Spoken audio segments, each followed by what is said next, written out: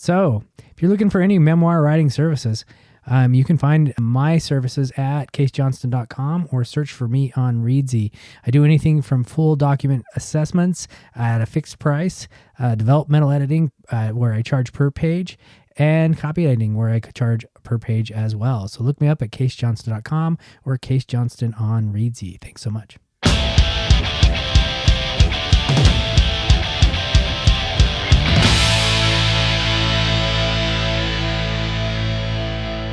All right, so here we go. This is Kase Johnstun. We do. This is Kase Johnstun. I don't even know what I'm doing. You're in a van down by the river. Yeah, this is Kase Johnstun. We're recording this from Banyan One. Okay. Wait. I have notes. What? There we go. This is where we are. This is Kase Johnstun and Brandon Long in Banyan One in Ogden, Utah, in the Monarch. We are on historic 25th Street for our second edition of Bourbon, Books, and Beers.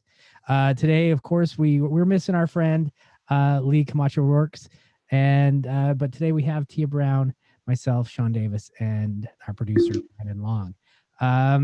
I just barely finished reading the book, so I have to be absolutely honest with you. And Sean and Tia were able to jump much further into analysis of this book, thoughts of this book over the last few weeks.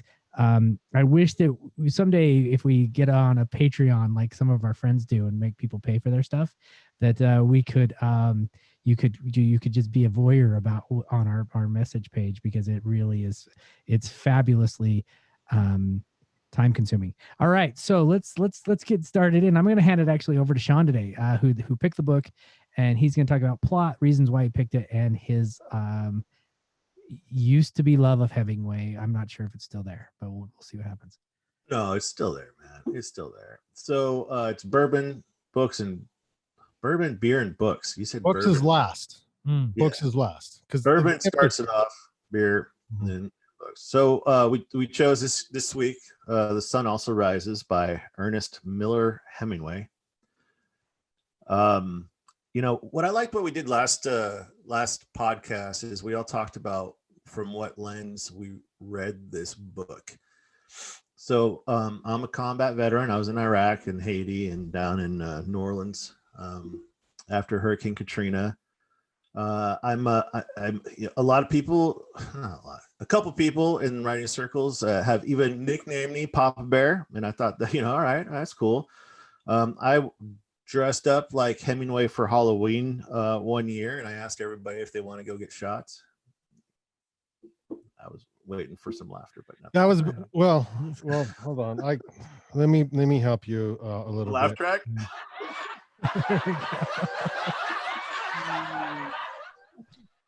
Yeah. So I read this book through the lens of somebody who's been through combat, somebody who is pretty disillusioned with humanity. I mean, I'm not anymore, but I was for sure for a while, and I could definitely relate with how he saw the world. I'm just going to go through the plot before we start talking about what exactly I thought about the book. But the plot, so the book opens up with the protagonist talking about another character, Robert Cohn. And Robert Cohn was a Jewish gentleman who went to Princeton and was a boxer, and he was a writer. He's a burgeoning writer. He's writing the next American novel. And so we find out these expats are living in Paris, and they're all there living in different hotels and drinking a lot, which is perfect for this podcast, right? They're always drinking. I don't think there's a scene in this book where they're not drinking, except for maybe one breakfast where they had coffee instead, but then they start drinking again. Quickly introduced is Lady Brett Ashley. She is divorcing. She's not divorced yet. And she is the life of the party. And so all of these expats love her, and these new people get introduced and they automatically love her. And this group of people go from Paris to Pamplona, Spain to see the bullfights. Well, they go fishing and then they go see the bullfights. Lady Brett Ashley. In the end, she spoiler alert. So if you guys haven't read it yet, she sleeps with a bullfighter, a 19-year-old bullfighter. And this creates all of these consequences that ripple out through the rest of the book. But ends up, there's fist fights. And in the end, Lady Brett Ashley goes off with the bullfighter, but once she sleeps with somebody, she doesn't want to be with them anymore. And then in the very end, she is in trouble because he's left and she has no money. So she calls Jake, our protagonist, again, and he goes and rescues her. Now, what is a little bit, what I should say about this plot is that Jake is impotent. And it's alluded to, but never really just kind of written out, which I would argue that he probably should have talked about a little bit more, is somehow he got his dick shot off or his genitalia was broken or something along those lines. And so he can't sleep with this lady who he very much loves.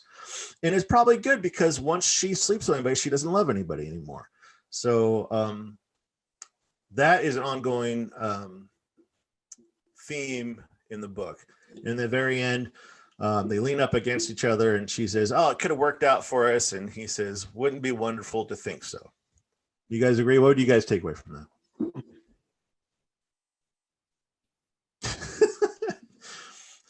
Tia, would you like to share first? Myself first, yeah. I'm Tia Brown. Please talk about the lens that you're reading this from. Yeah.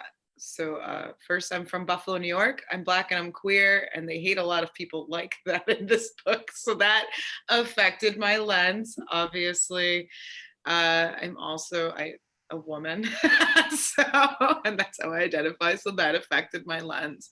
But I've also, been an expat in the past, and a lot of how they live this sort of boredom and escapism is how I read it. Like, it's not actually fun for them to be wasted all the time or fucking all the time, two of the greatest expat vices of all time.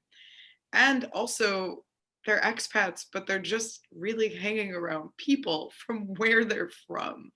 So they're not actually experiencing Paris or France, they're like shitting on where they go a lot with their friends. And this is also something I've witnessed. So some of the accuracies were kind of frustrating because this was written a super fucking long time ago. And this is still a thing in some expat cultures. I would say that. We can get to the last line later, maybe, because Lady Brett, there are some things to discuss there for sure. I wanted to talk about, as far as expats go, though. You were in, I don't know, where do you talk? In Korea? Yeah, I lived in South Korea and I lived in Chile as well. So I experienced kind of two different types of the world. I'm trying to think like probably how that compares with living in Paris might actually be not too far off. And definitely the way that they experience Spain feels very similar. Just going to a different country where you're not living to see this massive event, right? Well, I read that in the 20s, in Paris, 20% of the population were expats from different countries, mostly the United States, but because after World War I. But it's also like a financial thing, which we were discussing. Like back then, sure, I guess even as somebody who hadn't made it like Hemingway, you can go gallivant in Paris and you can go see bullfighting in Spain, which is like, no, you can't right now. Not a 25-year-old that I know cannot go easily do that. So that also does speak about the backgrounds they're from. Well, I also say that he loves to say they are white and wealthy. He loved to say he was penniless, but his wife was loaded. So, but that's another thing about Hemingway. He's like, if you can choose to be a writer, I think at that point, he's probably not as poor. But all of our, ideas about how poor we are, it's in comparison to whatever circles we're around. So like, if you look at someone like Jake, who's not as well off in this book, but then you also have friends who were able to be there and are bankrupt. So again, the financials are really consistent. And it doesn't matter how much money you have, you can still get a chance with Lady Brett, which I like. It means she's not about the money. She's not a gold digger. I do like that.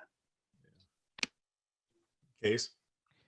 Yeah, my lens, the only thing what I could think of throughout this whole thing is I'm 45 years old. I have a family, and life is busy. And to see these, I was like somewhat, and I'm a writer, so it's like I'm coming through at this as a writer, and it's like, what would it be like to be 25 in Paris and to be able to just drink and write and do these things?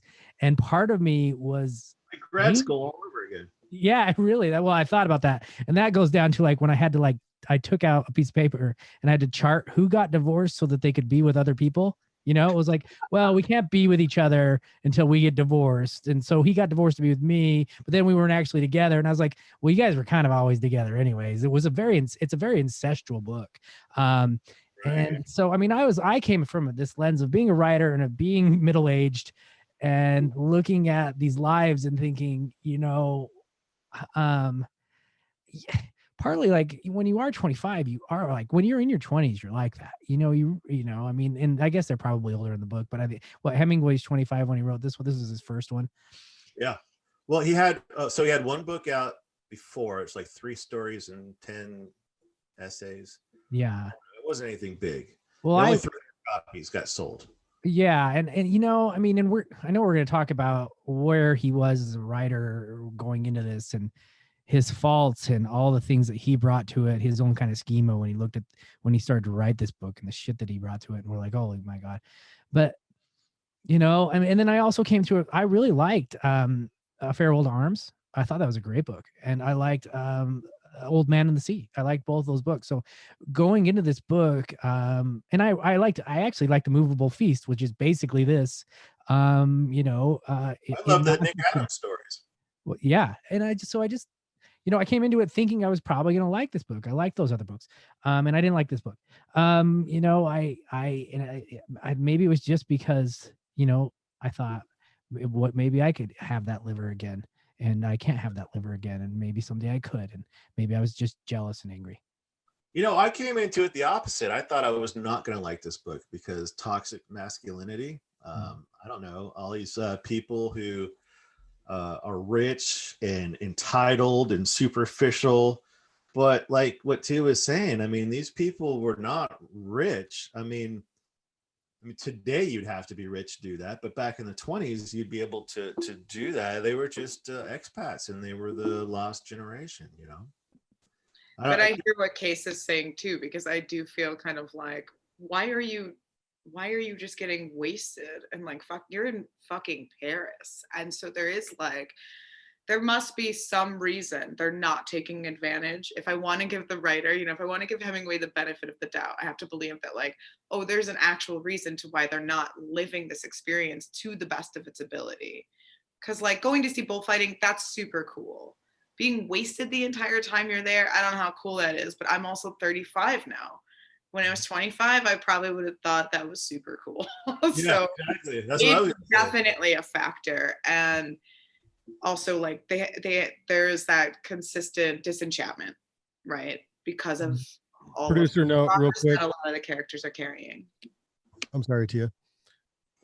Last time we went live through Zoom to Facebook and we did not click that button this time. Was that on purpose? Was that me? You're the producer, man. I don't have access to the Zoom. I didn't give it to him. We can do it right afterwards. Okay. Just wanted to clean that up. Yeah. Let's go to the 5-word review. So Hemingway wrote this with his Iceberg Theory on writing, right? The minimalist theory on writing. On what you omit from your story tells as much as a story as what you put in, if not more. Like Hills Like White Elephants or whatever. It's about an abortion. Abortion's never mentioned in here. So we're going to go for the shortened reviews. So let's start with our 5-word reviews. Tia, you want to start out? I said should have stayed in nature, since that was the only time that Jake was happy. Like it's pretty clear. Like, and it's also the only time that I sort of enjoyed the writing. Oh, Me, it's different for me when they're talking about fishing and swimming, and he goes about 10 pages about drinking coffee and then what drinks I do get that. I don't really want to read that much about fishing. I don't care about fishing. Even when I went fishing as a child, I didn't care about it. But it's such it's so starkly in contrast with the rest of the book, and you can finally feel like a respite, not just as a reader but for the characters. Like even during those scenes they're drinking, but they're not wasted all of the time. That's not the primary function of their being and their existence. And they actually have discussions, and you can feel how comfortable Jake is with Bill. For better, of course, how much I like Bill, but yeah. They're like, hey, you want a nap? And I'm like, yeah, I want a nap. And then they just lay down under a tree and they nap. And he actually says that he feels warm in his bed when he sleeps. So it's just like, why? I mean, we know why he goes back. He goes back for, Lady Brett. Like, he's always just derailing everything he's doing. He's finally like at peace, and he's like, might as well go to this bullfighting and complain about it the entire time I'm there. That's a much better experience, It's also a more authentic experience to me because, again, it's just them. They're actually socializing with people who live there. They're more ingrained. Like, it's just not, as much as they complain about tourists, they are tourists, right? Like, that's a consistent thing. So I'm just saying to Jake, who, again, as another character, I don't even know if I like him. I still haven't decided. Like, you should have stayed there. Like, what's the point in going back to Lady Brett Ashley and talking about how you love each other but can't do it once again? Well, he had to go to the bullfights for sure. But then afterwards, he didn't have to go and find her and help her out. But yeah. What's your 5-word review, Kase? It's a book about pompous writers. That's really what it is. And there's things that I can relate with. There's things that I can say, yeah, this book makes sense. Well, you hate books about writers. I hate books about writers. I don't know what it is. I'm like, what? Maybe people who aren't writers romanticize it, and maybe it can be romanticized for readers. But as a writer, I hate books about writers. It's like, first off, they're rarely accurate. Secondly, it is too romanticized. I mean, the whole idea of writing feels like it's a I don't know, it's supposed to be a gift and also the biggest pain in your life, and and of course during that time they get published so easily. There's like, oh, he sends his book off, and you're like, that's not true. And so there's that. But things I can relate with is like these guys, right? I mean, and I'm gonna, of course, have to. This is anecdotal, right? But during college, I lived with a rotating group of 5 males, right, in a little house, and everybody was always infatuated with somebody at one point, and it could have been the same girl. It was like one guy was infatuated with her, and then the next guy was infatuated with her, and the next guy was infatuated. And I mean, that happens. I mean, I get that kind of young, 25 to or 20 to 30-year-old, I would say 20 to 26-year-old, that kind of obsession of young males. It's a weird period. My mom says that they take our brains out at 10 and give us back at 20, give them back to us at 28. And I think that's probably somewhat true, maybe closer to 35. But I get it, I mean, I've seen that happen in life where where a woman would come in and just disrupt everything because all the males have no brains in their heads, and they're just like, and it's like, so I understand that. I do kind of get that, how she has become this somewhat infatuation with all these men. Of course, she runs off with the bullfighter, which is a totally different thing, which she can do. She can run off with the bullfighter if she wants to. None of them should be able to say she can't. Maybe that's they all wanted to tell her that she couldn't, but I actually applauded Brett for running off with the bullfighter in my mind when she did it. I was like, whatever, if she, any man would have ran off with in any book at that time, would have ran off with the burlesque dancer, if you could see those as similar arts. They're out there, they're performative, they're sexy in so many ways, they're powerful. the men would have ran off, and the readers would have been like, "Oh, well, he just ran off." Well, of course he did. She runs off with the bullfighter, and everybody's pissed off. You know, I mean, so I understand. So I kind of applauded her for it. Case, because you have that comparative experience, I am curious if you have any thoughts about the hope that these characters have that it's going to be different for them. So they like see her date these men and they're destroyed. I mean, you definitely see that with Cone the most, right? He's so confident and charming, despite the fact that he's constantly being bashed for being Jewish. He's still like, whatever. And she comes along and destroys him. And he should expect that, right? Like he already saw this happen, but everyone believes, even though they don't believe in anything else, it seems, that they're going to be different. Yes. Well, it's like trying to like, oh, I think this waitress or this exotic dancer is really into me. Mm-hmm. Yeah, man, but you've been giving her ones all night, of course, you know. The person who didn't think that was Mike, the one that she was going to marry, that Scottish guy that went bankrupt, and he was okay. Like, all right, as long as you can talk to me about all the guys he slept with, I'm cool with it. And but at the end, he wasn't cool with it. Yeah, he told her that, but he really didn't mean that. But yes, Tia, there was always hope. Like I can think of 2 women who entered that house, and they never dated any of us, you know. But when they entered, every guy thought they had a chance, and maybe one guy might have like got to talk to her a little bit longer one evening, and he thought that was it. This is going to change everything. And the next day, nobody had a chance, you know. But yes, there was always that hope, and it wasn't just while she was there, it was discussion while she was not there. It was like, like 2 guys talking behind the other guy's back, like, well, they did, she did talk to him a little bit longer in the kitchen the other night, and you're like, oh man, he's in. And, and he was never in. He got ditched just like the rest of us. But what she was, and I can think of her very specifically, she was strong, intelligent, knew the world, knew how to navigate through all of us in a way that was able to keep us as all friends. Like, you know what I mean? Keep us as friends, but at the same time, not ever let one of us believe that we were beyond friends, but always kind of gave us the hope just because she was all those things. Does that make sense? You guys had your lady, Brett Ashley. You had your lady. Yeah. No, it's so interesting to hear you say it phrased like that she gave you that hope, but then you also said, because I believe, like we believe those things. So that it's like, it doesn't feel as conscious. I don't know how conscious Lady Brett is. Oh yeah. Her actions. I think that she is. I think she is. Also, like, she's not lying to them about what's gonna happen. She called everyone darling because she knew that she had a lot of suitors and she couldn't even keep track of their names, so she just called her darling.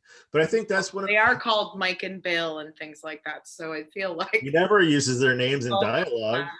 It's always darling. Even when she's talking to Jake, it's darling. None of them have very significant, like, unique names to me, to be honest. Maybe at the risk of sounding prejudiced, maybe it's because they're white guys, but like Robert, Bill, Mike, and Jake, yeah, that's everyone's roommates in their 20s. They were white guys. So like, no, those were actually my roommates' names. But that's what I'm saying is, like, the gift that Hemingway has is he is able to write about universal subjects. He writes about how great it is to drink. He writes about love and how painful that is and how great it is. And he writes about war. And so, I mean, to the point where, everybody can relate, like, well, maybe all, European Western civilization with Mike, Robert, and Bill and them, but that was what he did. And he did it good. He did a good job doing that. But before we get into more of like some of the stories and stuff, I wanted to ask you guys what you're drinking. This is bourbon, beer, and books. So not wineskin. That's too bad. Oh yeah, go ahead, Brandon. Oh, well, High West whiskey, American Prairie bourbon, a blend of straight bourbon whiskeys. Park City, Utah, 46% alcohol by volume. Well, I'll tell you what, I buy that here because the first time I had it was over there, and I don't know, everybody's surprised that Utah makes really good bourbon. Yeah, they do. I didn't know it was from Utah either. It's in like every bar here. for sure. And it's Oh yeah. the campfire is my favorite. It's not bourbon, but it's the campfires. Campfire tastes like you just ate a burnt marshmallow over the does, campfire. it really It's does. pretty campfire-ish, but this is pretty smooth. Yeah. Mhm. Well, I told you guys that I bought a double bourbon in their brand, and it was I bought it for this, so we were gonna have it, but then I drank it, so I don't have that. I'm drinking Minky Hey, Boodle. That's the name of it. It's a sour ale from a brewery here in Buffalo called Thin Man Like Brewery. the sours? I love sours. And actually, this is probably, I would argue, it's the most popular sour ale in Western New York. It's 7%. It's definitely better on tap, but it's still good right now. Highly recommended. What's it called, and what's the brewery? It is Minky Boodle, Thin Man Brewery, which I think you can probably only get here, but if you come here, I'll take you to that brewery. What was the name of the brewery? I'm sorry, I didn't catch it. Thin Man. Thin Man. All right. Well, So- I think we're planning on going to Buffalo for one of these, aren't we? That would be Hell yeah, man. post-COVID. We go to Buffalo. We could probably do it there. I could set it up. Just That let would me be know ahead. awesome. Let's do it in front of a live audience, because they don't care about restrictions in Buffalo, right? Yeah. Come to Utah. There's no restrictions. I told Sean that basically everything feels like it's open right now. Yes, And he same. was shocked. Yeah. Same. Yeah, absolutely I same. ran into this guy. He was a Trump supporter out here in rural Oregon, and he was wearing a crocheted mask, where it's like it's not blocking anything, right? But you have to wear a mask. So he was wearing it, and it's crocheted. So, I have to give it. I'd hate it when he stops in time like that. I know. It's not just me. Okay. Oh, Yeah, his internet went out. We lost you. You were talking about the crocheted mask, and then you stopped in time, Sean. well, I'm just saying that you got to give it to the guy. I mean, he is following the law, but he's also exercising his beliefs. But hopefully he'll get COVID and start really believing. But at any rate, Maybe he's good at crocheting. Give him that too. I was like, and his beliefs are heavily weighted in crafting. Like, what are his beliefs? he's doing taps next. Oh, I'm drinking, by the way, Old Milwaukee Again. again. So if Hey, Mag is right listening, here. Drink Wisconsin. there we go. I wore this shirt just for our buddy Mag, because I love that guy.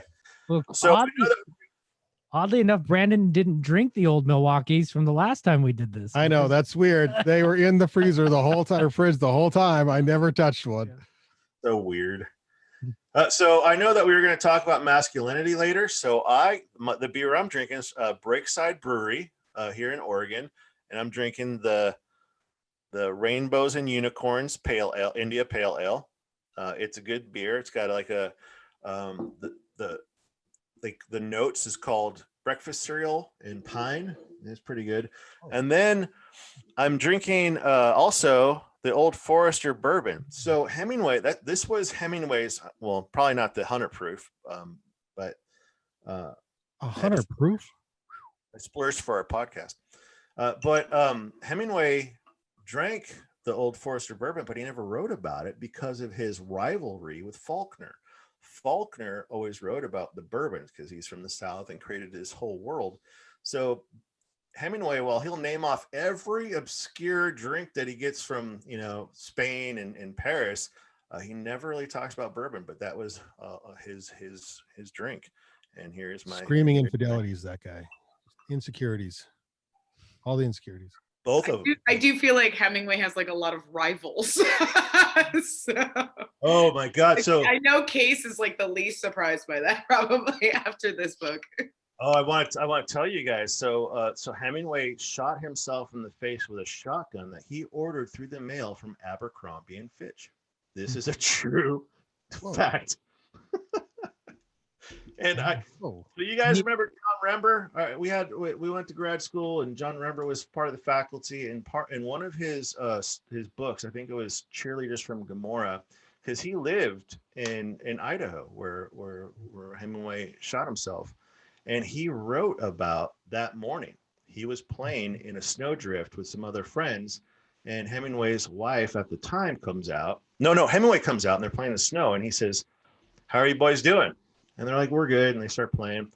5 minutes goes by and Hemingway goes, "How you boys doing?" And they're like, "What? You're good."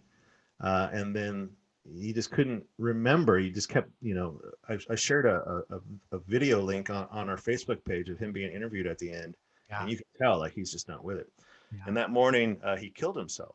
And then his wife at the time went to the mechanic shop and had that shotgun cut up into 1-inch sections and put into a burlap sack. And Rembrandt was talking about how he watched her walk down the snowy road with a burlap sack full of shotgun parts. And I thought that was just poetic. Yeah, it was Sun Valley, wasn't it? I think it was Sun Valley. Is he close to Sun Valley? Ketchum? Ketchum, yeah. Yeah, Ketchum. So with that, I wanted to ask you guys, can you separate Hemingway from his stories, especially this book? When you guys were reading it, it was Jake Barnes, but wasn't it?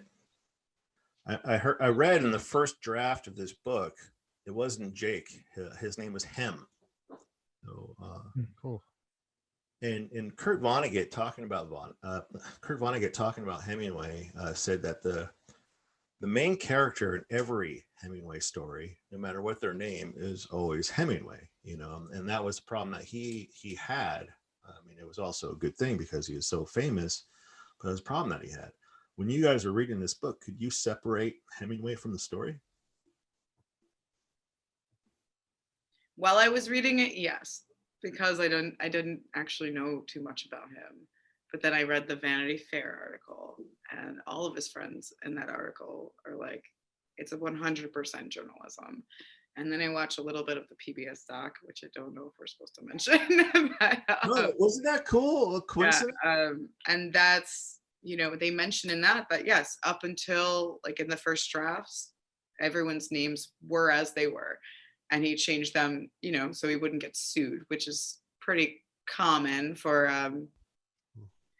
nonfiction fictionalizers. You got to cover your bases, and these people definitely knew money and would have sued, so that's pretty smart, I guess. You have to do it. But after reading the comparison of what actually happens during that vacation in Spain, especially, you get the sense of like exactly why he changed the characters and some of their motives and some of the occurrences. Jake feels more like Hemingway than Hemingway does in the actual recount. That's true. Minus maybe the impotence, because I'm still not sure about that. Yeah. I'd really love to talk about that, but I know, Case, can you separate Hemingway from the story? Well, like I said, I finished this afternoon, and so I had seen what you guys were talking about in the messaging, saying that this was you guys had talked about the Vanity Fair article. You guys had talked about how he wrote this in 6 weeks, and how basically, like Tia said, everybody admitted that it was them. At that point, no, I could not, because I still had half the book left. Did it change? Did it?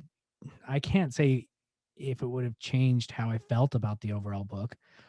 Maybe I would have liked it more. Maybe I don't know if I would have warmed to it if I didn't know it was basically autobiographical. But knowing that it was basically autobiographical, I struggled with the fact that he put this out, and then he put out A Movable Feast, which was memoir, and was able to make money on both of them. But that's just me from a writer's perspective saying, well, didn't somebody point this out at some point that said, at least he didn't write it again through Brett's point of view. That's true.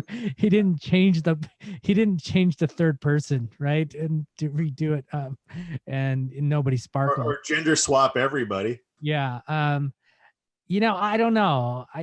I couldn't, because of what you got. I was already too well informed from what you guys had noted to separate. Well, I want to say, so that Vanity Fair article that what we were talking about highlighted a book called Everybody Behaves Badly, the true story behind Hemingway's masterpiece, The Sun Also Rises. And that is by Leslie M.M. Bloom. And that is an amazing book. I got a early copy sent to me to read because I wrote an article about Hemingway's cats for a Los Angeles fashion magazine. And it was only 800 words, but they had a 12-page spread, full color. So that's pretty cool. but going back to what you're talking about, I want to give the listener that we have a little bit of I don't know, just fill in the blanks here. So at the time, this is in the 20s, after World War I, Hemingway is living in Paris with his wife. And she is completely omitted from the story, along with her 21-month-old son, who is not in the story at all. And he really wants to be a famous writer. He knows F. Scott Fitzgerald. He knows a lot of these different writers. And they're not only does he know them, they are writing editors and saying, hey, you really need to pay attention to this guy. So he knows he has to write a story. And he tries to write a story, and his wife loses like the first 4 chapters of this book that he was writing on the train. And so he's like, well, you know what? I'll just write it when I can. And so they go to Pamplona, and they have this 7 days of debauchery and drinking and everything else. And then he's like, I'm going to write about that. And so without asking anybody, he writes about the 7 day, people all wanting to get with this one girl and all these fights and everything.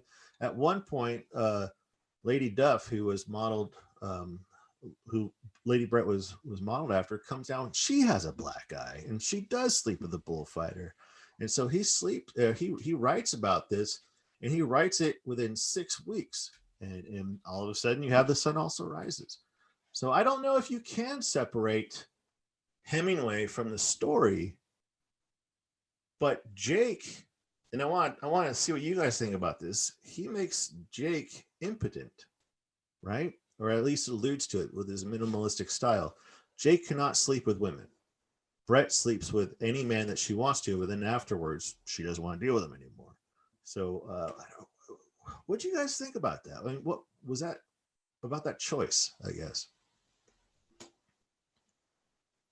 Well, I think Hemingway had to ask himself, like, obviously he knows that he's writing something that's about masculinity and that, like, exploring what even that means, right? So he's like probably thinking, how can I make my protagonist struggle the most with that? But additionally, I 100% think his impotence is like, it's his wife. Like in real life, he really wanted to get with Lady Duff. He could not. I mostly just keep thinking about him saying to his wife, it's fiction, through every fight they have. When she's like, I was on this trip, like literally everyone else is in this trip. Everyone else who was there is here, but not me. But definitely I think the impotence is something that he perceives that cannot be overcome, period, right? Because with masculinity, it is so traditionally associated with genitalia. And how do you get around that? And he can't. So I think he just had to think of like, what's the biggest way? Let me just make sure, what if this guy can't have sex? And that would be it. Yeah, but let's talk about that PBS special. I mean, I only watched the first episode, but they did highlight, or at least allude to in their minimalistic style, Hemingway's gender fluidity. I mean, his wife, that's Freudian. His mother dressed him up like a girl for half of his childhood and had him play with dolls and stuff. I mean, do you think that affected it at all? I mean, I don't know. Well, he's definitely insecure about his masculinity, as you see through his views of homosexual men. But he's not insecure about women who don masculine styles. He's very open about how attractive that is to not only him, but all of his friends. So he's definitely open to fluidity, even if Jake isn't within himself. Like, because Jake is Hemingway, they both really liked women who dodged masculine styles, which is not uncommon in the 1920s in Paris anyway. But you're definitely onto something there. There's blendiness. Hemingway was on the Kinsey's scale, right? Am I right? The Kinsey's scale, like how much? Yeah, the Kinsey scale. I found. You're trying to figure out which number he is. He's definitely. He could be a 3. Let's say he's in the middle. But he still holds the records for most blue marlin caught in one day. But him and his friends were fishing with grenades at the time. But I mean, isn't that masculine? No, but that's what I was asking on our Facebook page. And I mean, honestly, all the stuff that we were asking. So as we read this, we put on the Facebook page questions and just talk about stuff that we're doing. And the most interest that we got from all of those was about his masculinity in the gender role in there, you know. I think it's very interesting to consider fishing masculine, because I myself do not, because I guess if it's focusing on the catch itself, I understand why people might think that, like the bigger the catch, but man versus nature, there is a lot of shared silence and vulnerability, and it's always perceived as like men spending time with each other, which is inherently not seen as masculine because men are always denied that kind of vulnerability. But it's a quiet sport. So therein lies the metaphor of catching the girl.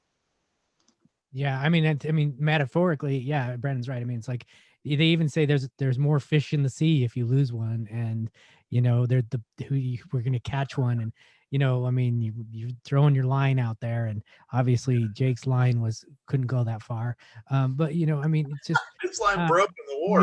His rod broke, but I mean, well, I mean, and going he had back a rod, no line. Yeah. So I mean, you know, yeah, Brandon's right. The fish in the sea is, you know, it's pretty common with at least metaphorically.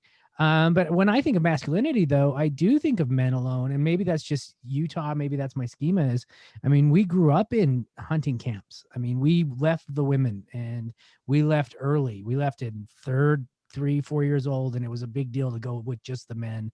I mean, like my grandpa and stuff, and then there was dirty jokes, and you know, I mean, it was considered this kind of going out into the wilderness as men. I do want to talk about Jake really quickly, though, about with Love and with Brett.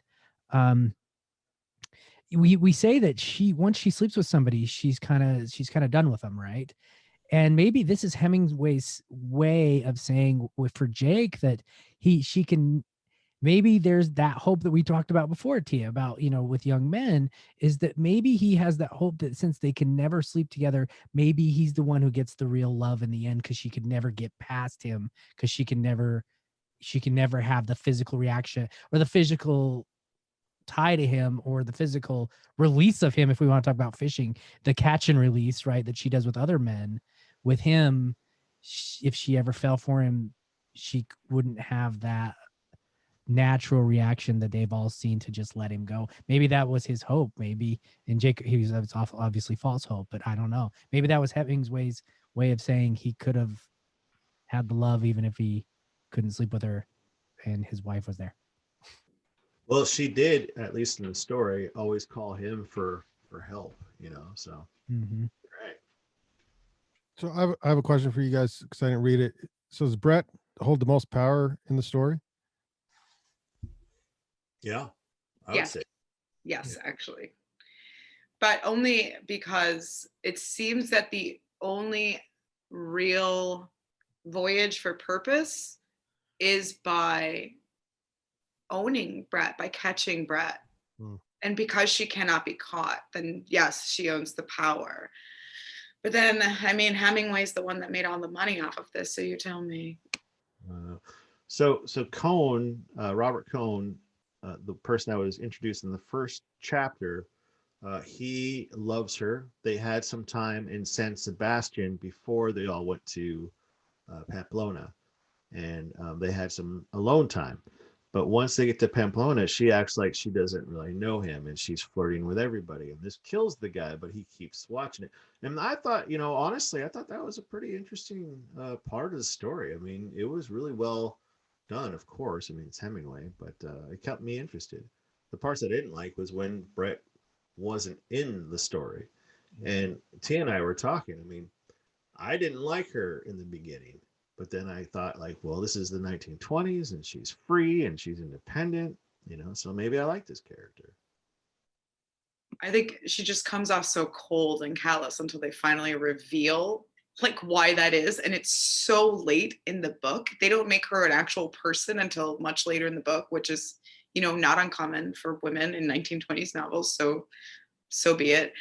But then when she's actualized, you find out that she had this huge, like largely abusive husband that would like threaten to murder her regularly, or like, what did you say? Yeah, girl, go live your life. Like, yeah, go live your life. Don't give in to any of these men, especially because, I mean, none of them are upstanding, really. A lot of them are, I mean, they're all alcoholics for starters.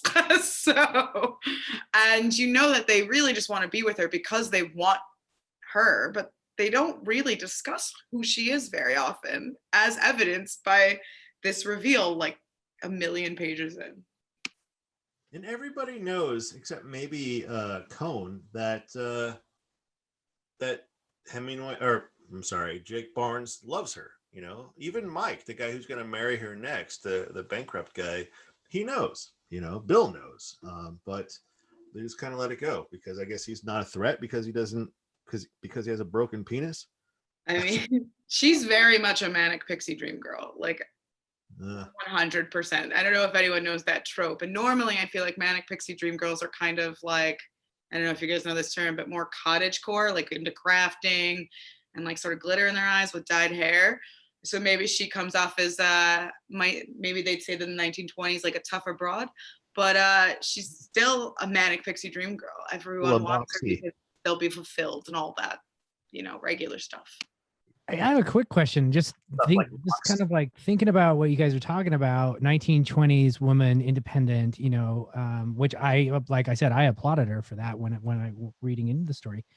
I wonder if this would have been successful if Hemingway would have placed this in puritanical America, if this was in some city in America during the 1920s. Because if you look at maybe a similar book about wanting, like if you look at Gatsby, Gatsby always wants, but Gatsby can never have because she they have it, but she ends up like, but it's awful. It's a sin. It's like everybody dies, it's like, I wonder if Paris as a setting is a way in which to explore a female character like this.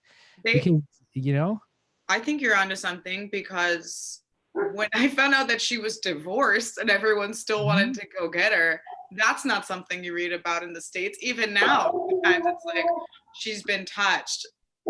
Thank you. And it doesn't, and even with her, like, being very open with love affairs, normally they would be like, no, thank you. But this does not stop them. They somehow, I don't know, they value her, which is not a thing. And you see that also like in the difference with like sex worker Georgette in the beginning. Because you see how like Jake doesn't want anything to do with her, even though he is with her. I don't know. Well, she has bad teeth, to be fair. Well, if you look at Gatsby in the characters, what was the other name? The other woman's name. She was more flamboyant. She was more independent. She was drunk all the time, and they demonized her. I mean, Gatsby demonized her because in the States during the 1920s as slutty and as too open, and she causes all the trouble in the end when she's drunk driving, and I wonder if this book is successful because it is Paris. And like you said, even nowadays, somebody gets divorced, and then of course it's like, well, in books these days in America, they ask, well, what did you do? Why did you what did you do to your husband to get divorced? And I wonder if Paris is that time in history where Hemingway chose to set this book well. I mean, like we said, it's made autobiographical, but it wouldn't have flown in the States. I wonder if that's because Fitzgerald isn't writing about himself, though. So it's like, if he's anyone in the book, maybe he's Nick. He's not Gatsby. Mm-hmm. And if he was Gatsby, he's probably not punishing Daisy all the time. I don't know. So it definitely depends with like the love and the character that you've based that on, if you have. Yeah. So yeah, I mean, that's a really We good don't love our characters, I guess, unless they're based on somebody. I don't know. I mean, it's a good point. He's probably not Gatsby. He probably is Nick if he's anybody as the narrator. He's probably somebody on the outside seeing things more objectively. But yeah, you're right. I mean, in this book, he is Jake. And so I want to pull it back to this book in a sense, because again, on our thread, we were talking about the lost generation after World War One. And I was thinking about like, what would you do if you're trying to write this book and set it for today? And I wanted to talk about one of the facts that came up when we were talking about that was that today, we all taught college. You could be of drinking age, 21 years old, and not have a day in your life where our country was not at war. I mean, does that affect this coming generation, or are we going to see a second lost generation because of that? I mean, what do you guys think? I wish I knew more about the statistics because if we're talking about 21-year-olds and 20-somethings, then we're talking about Gen Z, right? And I don't know how many of them are in the war versus how many were in the war in World War One. Oh, they could have signed up for the war 3 years ago. I mean, when they're 18. But I just don't know how many people are affected by it. How many people are like, it just seems like, because everyone had to go, right? That was like, unless you had flat feet, right? Or I'm sure there are other exceptions. I'm not the authority on this, but it was a requirement. You had to go. Whereas now it's not a requirement. Well, not only that, but I mean, you can't, I guess I just did, but you seriously can't compare the Iraq and Afghanistan wars to World War One. I mean, World War One is where the whole world got involved, and it was the first use of chemical weapons and trench warfare. It was fucking horrifying, compared to today. But I still think that there is this, I don't know, the social consciousness that's saying, why are we fighting these fucking wars? That's how I feel about my generation. I don't want to speak on my, like, as a millennial, because we came up during the Bush era. So we were being recruited while we were in high school. So that felt very surreal. Like, people, I don't think were really dealing with that in the 90s or some other generations before us. And especially the kind of school I went to, because it was in a poor area, that was very common to just get recruited. I had a lot of friends go. I've lost friends. And I don't pretend that my generation isn't a war generation. I don't pretend that we weren't affected by that. And a lot of the same, words I hear describing the lost generation about like being lost and wandering and aimless, like every generation I feel has faced that a lot since then as well. Like, you hear that Gen X, slackers, us, lost, like we have no drive.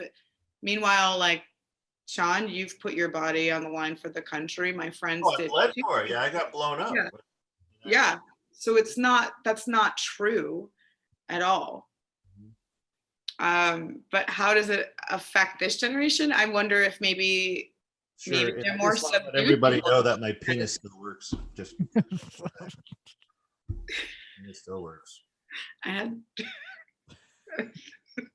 Talking about masculinity here. Come on now. I'm gonna go fishing now. See you guys.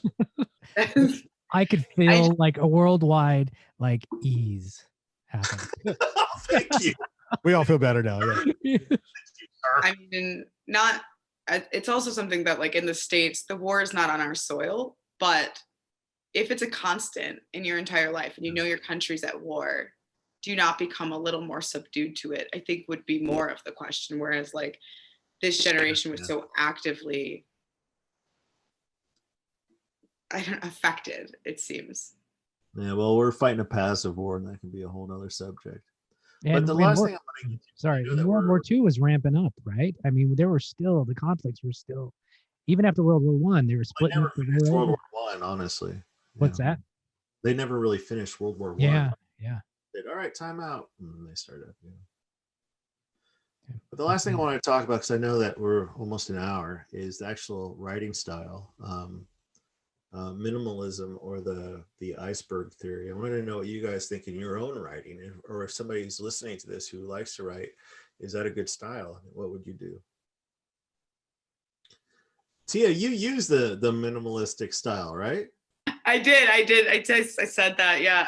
I thought I did until I was listening to him, like and reading his words. I think he's actually too sparse for me.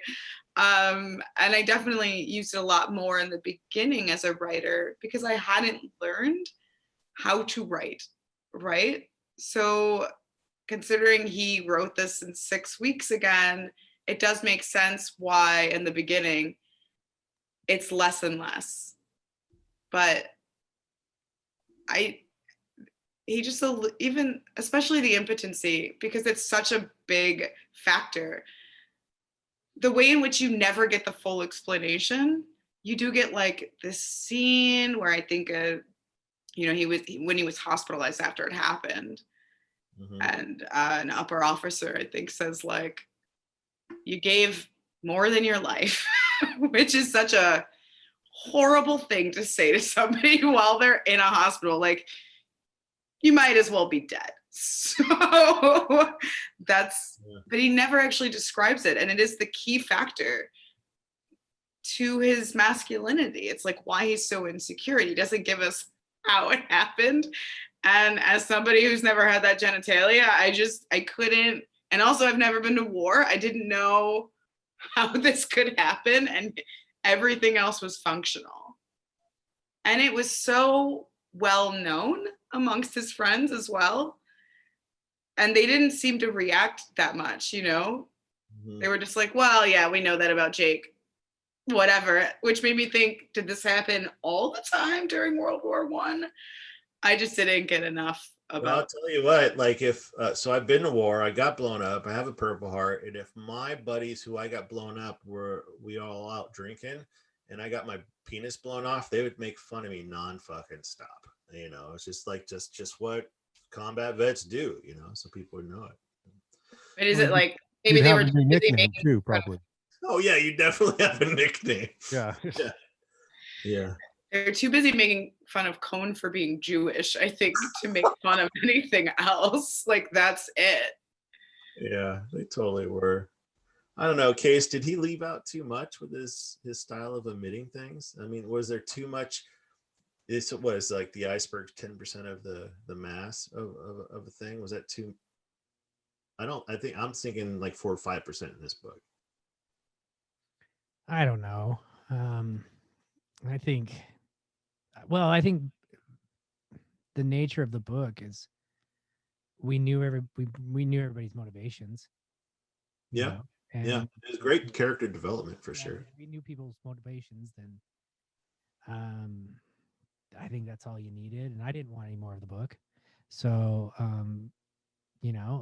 but I have a question about the impotency thing, since we don't get the minimalism part of it.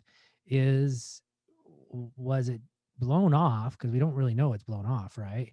Or is it psychological, something they wouldn't think about in the 1920s that, we would think about now, where there might be some kind of like therapy to, get things up again, physical therapy and psychological therapy to resurrect the boner. It being more psychological makes 100% more sense to me. Yeah. Thank you, Kase.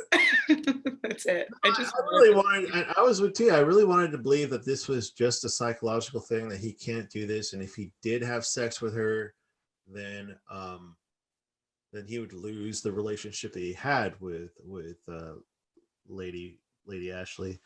But like researching it, and so when Hemingway was hit, he was way beyond where he should have been. He was on the front lines because he wanted to find the war. He wrote his parents. And when the artillery round hit, the guy next to him lost his legs, and he got hurt in many places. But one of the places he got hurt, the shrapnel nicked his penis. Hemingway's penis got nicked by a shrapnel. So what Lee was saying was like, well, maybe he was like, what if this would have happened to me and it did get cut off, But I don't know. We'll never know, right? Yeah. No, I think that's the only part that I would have liked to know more about, but maybe that's who we are as readers these days. I mean, we as readers, Right. Yeah. or even Netflix watchers, we want, instead of 2 hours, we want 10 episodes. So We want the Snyder cut of The Sun Also yeah, Rises. which Look at was that fucking Snyder cut of The Sun Also Rises, Hemingway. yeah. And I think maybe that's who we are just as readers. And back then, as readers, maybe they're like, well, we don't. Okay, he's impotent. We don't know what, we don't want to know how, we don't want a description. It's not gonna, maybe his editor, is like, well, let's just say that things don't work because we want this to sell to everybody. And if you talk about, shrapnel cut penis, why not? But Yeah. also back to your point, if it's not something they knew how to handle medically, psychologically, then like when he takes it to the publishers, they're like, yeah, this is fine too. That's like enough explanation. It's just what we say when it means you can't get it up. There wasn't enough explanation. There was like what you said, that part in the hospital, but the only other part was him looking at himself in the mirror in a hotel saying, God, what a war wound. I mean, how are we supposed to infer from that? Yeah. He can't, he's not working with the. I mean, I also think like if his friends do have some capability to be sensitive to this, and that's why they don't make fun of him all the time, that it probably is a physical injury because there's no way to get around that. Yeah. And I think when we talk about emasculation too, is that if it's physical, like literally physically gone or something like that, or only half there, or that's so much less degrading than if it's fully there and it's psychological, but they didn't know that it was psychological at the time. You can be near a woman and you're not able to function correctly, though you have the parts, is much more, I would think, was much more damning psychologically, spiritually, than saying, well, I just don't have it. I mean, I think Major Dan did just fine, in Forrest Gump. And maybe because a woman can. Well, they recognized it, right? Yeah, yeah. But So, here we're just left. We don't know. I mean, all we know is that sun does not rise. Yeah. It's also just disappointing that that's like sexually they feel restricted, to be honest. They could be a little more creative. Again, these are the people that like choose to live in Paris and only think like good old-fashioned penetration. Like, Lady Brett, just like, you have a lot of issues, get over it and just be in love with him already. That's really what should be happening. Well, and I think Jake do other things. We should write a gender swapped fan fiction of this, honestly. That's what I'm thinking. I'm just it would be pretty rough with all the racism and anti-Semitism, I think, is the issue. Yeah. That was that again too, when we go all the way back to the story of, can you like it? Well, once you guys said, well, it's basically autobiographical with all the racism and with all the anti-Semitism, we didn't even talk about, was it chapter really 10? Turned off. It comes up with that prize fighter in Vienna. Yeah, that's shit rough.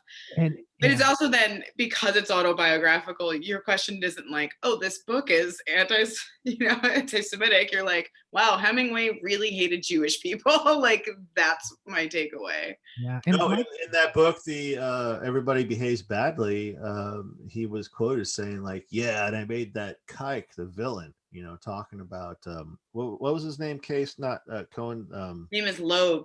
Loeb, yeah. Well, and my question too is, well, the fighter scene, it wasn't just once. I mean, it was just a hammer of the N-word. Yeah. And once, you look back in the 1920s and you say, oh, well, maybe we can, say that was common. But man, it was like 40 instances. And that just felt like, holy shit. There's so much complicity in that, because Hemingway wrote it and then he wrote it 29 more times or whatever. So again, it's like, oh, you were pretty racist. Yeah. That was Cohen too, right? Who did that? He was visiting, I think it was Cohen or Bill, I'm not sure, but like for them to so easily just dismiss a person and put him in, make them not human. I thought that was that's what struck me when I read it. I'm like, Jesus, man, you guys are Yeah. Wow, you know. I was just blown away by the repetition of it. I just couldn't. I was like every time, just like really, I mean, I mean, there was a point, maybe like around the 15th time, where I was like, oh, maybe Hemingway's doing this for effect. But then he said it once back, and I was like, oh, he's not. Okay. right, Oh, like, yeah, Because you could expose a racist that you don't really need them to say it 30 times or whatever. right. But, And then if the protagonist, who we see as Hemingway, is involved, repeats it in the same manner, that's not exposing the other person. That's being a part of it. And I think that's the line there in fiction where you have to say, okay, that's the artist. That's not the artist trying to expose racism. That's the artist being a part of the racism, right. That's what. No, I have a friend who recently I read their book for a blurb, and it's a great book, but they did use the N-word, and they were so like, do I use this? And the way they did is what you're talking about. They're trying to expose the racism. They're not trying to be a part of it. Or at that point in the 20s, maybe they didn't even think anybody would care. Any of their readers from here on out, they're not going to care that he uses. That was my question: does he even realize what he's doing? I don't know. I didn't read it, but it'd be hard to not know. Looking back, I'm sure it is, but I think back then it was just that's accepted. That's how he wrote. I think that he realizes what he's doing, because I think even if it was accepted, I think that the power of the word was still extremely awful and used in the same way. Does that make sense? Like, even if it was accepted to use that word in a degrading, dehumanizing way, that doesn't take away the fact that they were using it to do it or clear them of that. Does that make sense? Yeah. So when I first read this, I am as my buddy Al tells everybody, he's a fist in the air socialist. I am. I want socialism. I don't like billionaires. I hate rich people. So when I first read this, I read this as a bunch of rich people in Europe taking vacations and not giving a shit about the people who are serving them. But then it took me a while to realize, like in the 20s, that's not how it was. I mean, that's how it is now because of their social economic situation. So I had to get past that. So I don't know. I guess what I'm trying to say is, like, reading it now, 100 years later. I mean, almost 100 years later, it's going to mean different things to different people. I mean, do you guys get that too? Should we give them a break? And like, should we separate? I don't know. I guess Hemingway would be the hardest person to ask this question about, but should we separate the talent from the person?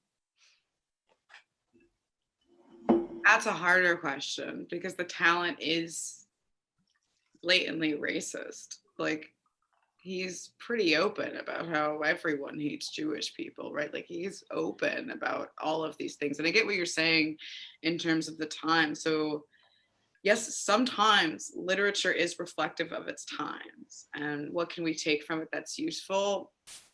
Not that scene in Vienna about the boxer in Vienna, that's for sure. Yeah. What can we take from it? Universal themes. I like the first line and the last line. I think they're great, actually. Yeah. I don't think it's, but we don't entirely get to excuse it. Like, I think as long as we're having the conversation where we're mentioning the fact that, like, they were racist times and in fact Hemingway was racist, then we can continue to talk about everything we said before about masculinity or Lady Brett, those things can still stand with it. I love Joseph Conrad. Heart of Darkness is one of my favorite novels. It's a short, I guess, novella, but he wrote another book called The N-Word and the Narcissist. It was about a black person on a ship who was really lazy and the crew threw him overboard. I mean, that's pretty fucked up, right? And Conrad, I mean, no, I love what Tia said, that if we recognize those things and and then we can talk about everything else, about the other part of the literature. We can't change the work. It's too late. It's 100 years later. He's not even alive, so we can't change him either. I think that's I haven't seen it that way, but I think that's a great way to look at something like this. If you rewrote it today, and I guess if it's still being told by Jake, which it wouldn't be, because, like, Oh, the N word would change to Antifa. I was gonna say Cone's probably black. If it's a remake. That is true. Yeah. And probably not in Paris because it's expensive. Yeah. I hope it would be like Baltimore or something. Yeah. Mobile, Alabama. No, Philadelphia. It's got to be a city. Yeah, it has to be a city. So, what's an affordable city that you could just bum around? Kansas? Nowhere today. Wichita. It wouldn't be in the States, that's for sure. Yeah. It'd be down in Mexico. Yeah, it could be in Mexico. There's some Definitely really Mexico. there's some there'd be extremely culturally like exploding cities in Mexico that you could probably still do it. You know. Hey, who's your favorite character and why? Oh, okay. Brandon, you go first. I didn't read it. I know. But I'm really liking Brett from what you guys are saying. Yeah. I like that her name is Brett because that is not, Yeah. it's more of a manly name and it's. Well, Lady Duff. That's part of it. Ashley, That's part of her like boyish nature. And again, but also like she's the only one with a name that's sort of interesting, which is weird to say about the name Brett. No offense if your name is Brett and you're listening. Brett can be like a really douchey name. Yeah. But it can be a really cool name for a Oh, girl in it. yeah. So anyway, Yeah. Tia, who's your favorite character and why? It's probably Cone. I didn't think about that. I didn't think of that. His story. I like the main character. I like him even more now that I've read about the guy he was based on. That Loeb guy sounded cool. Oh, talk about that scene that he wasn't in. Oh my God. So the thing is out. like some of the real things that happen are much cooler than the things that happen in this book, which again, fiction writers, you can write whatever you want. That is in your power. And here's somebody who's taking nonfiction and thinking like, no, this bull seems shit. So it's like the both of them, Hemingway and Loeb, in an amateur bullfighting round, right? Loeb jumps, he gets like the horns, he jumps onto the bull's head, he gets thrown off, but flips and lands on his feet. He was riding with his ass off the head, holding the horns. So he's sitting on the bull's head, holding the horns. So cool. And then he gets thrown off, does a flip, lands on his feet. Also, like, no one's gonna believe that shit, though. Anyone who takes a beating about their identity, I mean, he shouldn't still be friends with these people, but he still just like comes out like, "Hey guys, what are we doing?" every day. Like he's so good at bouncing back. I don't know. They're really mean to him. They're like, well, until he kicks everyone's ass. I mean, he kicks everyone's ass. Yeah. Oh, he's also, he does finally knock out Jake. Who knocks needs him to the be knocked fuck out. Jake tries to get up, punches him again. He ends up under the table. Yeah. It's weird to feel pro-violence because after this book, I was like, violence is bad. Bullfighting is sad. But when he knocks out Jake, I was like, fuck yeah. Yeah. I feel like, plus like he's still, he's sad about love. And I feel like that speaks to who I am sometimes. I feel like if I was going to be someone, it'd probably be Cone. But I would never date a Lady Brett. So there is that. Because I'm 35. Come on, she was the unicorn. You always go after the unicorn. Who's your favorite? My favorite is Mike, the Scottishman. I love that guy. He has one of the best lines in the whole book. They ask him, "How did you go?" That was a good line. Gradually, instantly. Damn it. Repeat that. Yeah, we got to repeat that. All right, so my favorite character is Mike. He's the guy that goes bankrupt, and they ask him, like, how did you go bankrupt? And he says 2 ways: gradually and suddenly. Kase, who was your favorite character?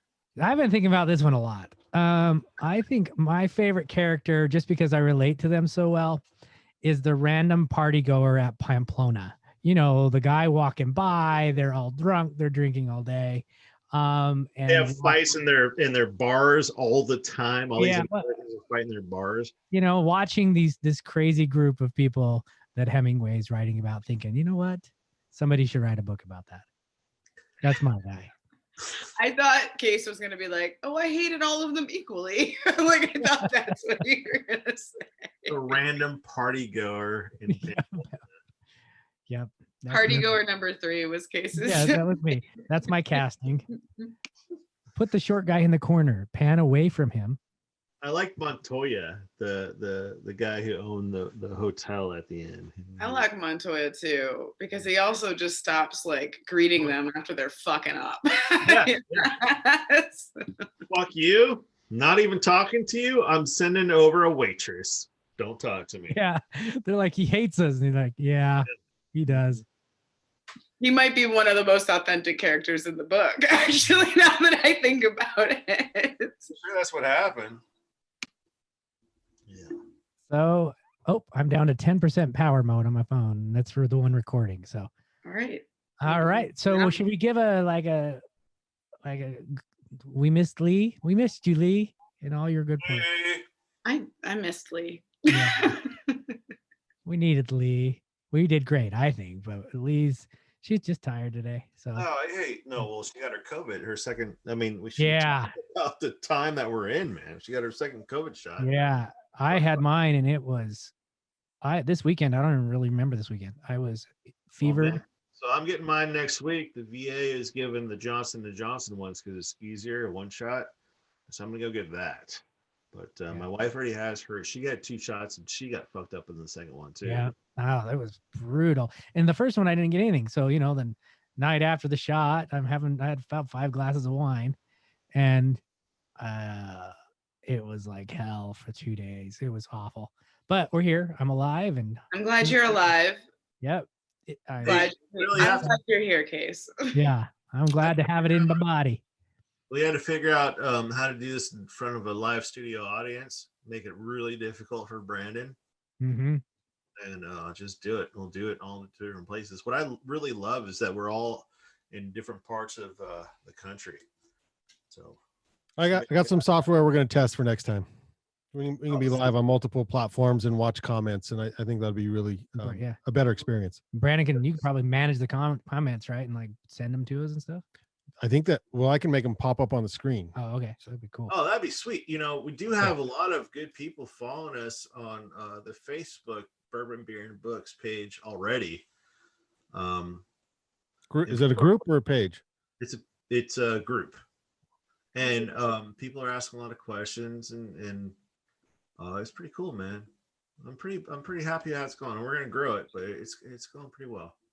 Okay, we got to pick next book. I know. Book is It's gonna be Fight Club or Jaws, I think, right? Oh yeah, let's do Fight Club because then we can talk about masculinity. I want Fight Club so bad.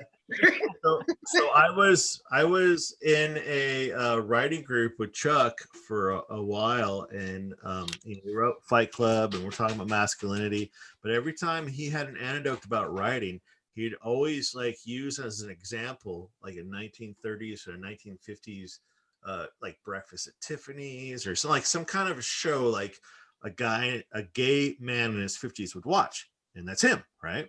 And so we're like, what about snowflakes and shit, dude? And what about beating people to death and stuff? And it was pretty funny. It was pretty cool. I have no doubt that we will read Fight Club at some point. Oh, I love that book. I love that book. And I love Fight Club. I love Survivor, and I love Lullaby. Those are my 3 favorite books by him. I've read all of them, just about. We will decide, I guess. We will decide. Okay. We don't have a sign off yet. We should work. Yeah, on is that it? Is that a wrap? Are you rapping? We're figuring out how to wrap. Kase? Yeah. How do we wrap? What rhymes with books? Quick. What's that? I said what rhymes with books. Go. Old Just kidding. Forester. You said rap. Anyway, that's Bourbon, Beer, and Books. Yeah. Yeah. Woo. Episode 2. That was perfect. Yes. I think the way that it was perfect is because you get all the B's in order, you win the game. That's it. I just have so much fun with you guys, and like as soon as It was really good. Good Yeah, job, everybody. I will say it's been rough over here for me. So this was still nice. This was still nice. All right, you're at 10%, Kase, so I'm gonna say goodbye. All right. We'll see you guys soon. I'm Brandon. gonna do what I always do. I'm gonna drain all of his power. And Sean, I like the hat. Oh, I bought this hat when we were doing the documentary in Portland because we went to this pub all the time. Yeah. So We kinda were on risky. another We were day. out at that pub eating. Like during all COVID. every day. Yeah. Yeah. We Very got dangerous men. We were. I mean, I went home and got COVID tested every single time. Yeah. That's how it And is. Jesse was awesome. Yeah, Jesse was awesome. Jesse was a lot courageous than we were. Yeah, she was. She wanted to get into the battle. She did get in the battle. Yeah. She went to North Portland and she That's what she does. She's good. She's pro. She is a pro. That's what she does. Yeah. That's cool. All right, Stuckers. I'm going home. I got to go to Kansas in the morning. I'm not excited. All right. Deuces. Lucky Kansas, though. Yeah. Yeah. I'm always cranky when I'm there. I don't know what deuces means, but deuces.